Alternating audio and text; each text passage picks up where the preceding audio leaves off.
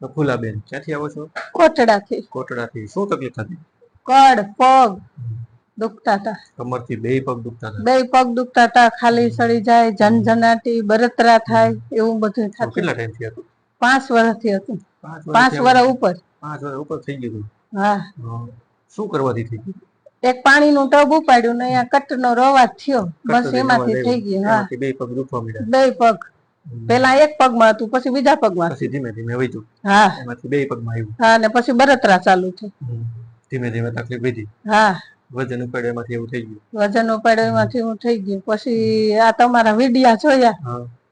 વિડિયા જોઈને 6 મહિના કાઢી રાખ્યા. બીતી હતી, કસરત થી.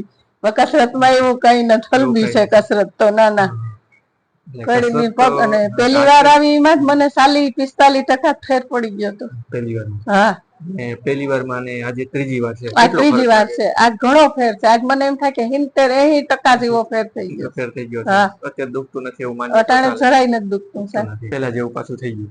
હાઈ ક્લાસ થઈ ગયું સાહેબ. તમે હાવ ખ્યાલ કર્યા. ભગવાન છે અમારા તો. ઉપરવાળા છે, અમે નથી. હું તો કહું કે આવી તકલીફ હોય ને તો અહીંયા જ સારવાર લેવાય, બીજા ક્યાંય ન જવાય. નથી ગોળી, નથી દવા, ને એમને એમ સારું થાય કુદરતી.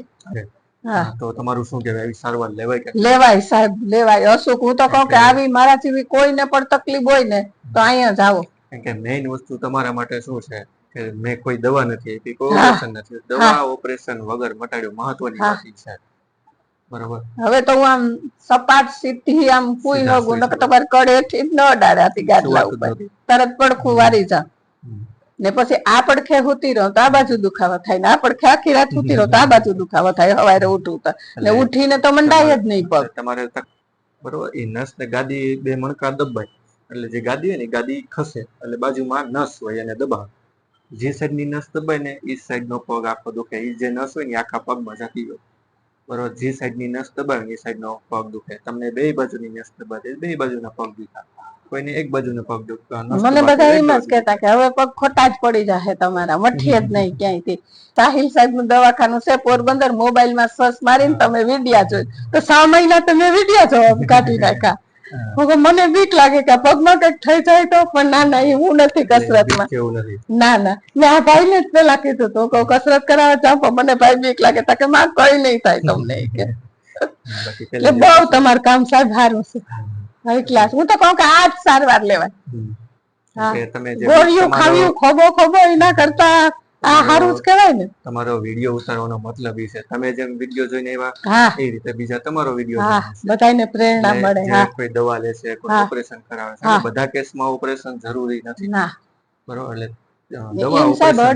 કમરના ઓપરેશન સક્સેસ જઈ નથી જતા, એટલે એમાં હું બીતી હતી થોડી. એવી કોઈ તકલીફ હોય તો કરાવવું ફરજિયાત નહીં. પછી હાવ ન મટે તો કરાવવું પડે. પણ એક પહેલી વારમાં ફેર પડ્યો એટલે મને શ્રદ્ધા બેસી ગઈ હતી કાંઈથી મને મટી જ જાય હવે. એટલે સારું થઈ ગયું. તમારે જે મટી ગયું છે ને એને હવે શું કરવાનું કે થોડુંક ધ્યાન રાખવાનું, થોડીક પરેજી પાડવાની, થોડીક કસરત કરવાની. એટલે કોઈ દિવસ કઈ ન થાય. બરોબર. ક્યાંય ન જવું પડે. રોજે ઘરે કસરત કરવાની, થોડીક પરેજી રાખવાની, એટલે કઈ ન થાય. ભગવાન નો જરૂર પડે ને. હવે તકલીફ થાય તો હું અહીંયા જ તોડી આવીશ. બીજું બસ બાકી આનંદ ને તમારી દયા થઈ ગઈ છે. દયા તો ઉપરવાળાની છે. તમારી દયા. તમે આ કર્યું તો એ ઉપરવાળાની દયા થઈ ને. તો ખાલી પ્રયત્ન છે. હા, સાહેબ તમારું કામ બહુ સારું છે. સારું. હા.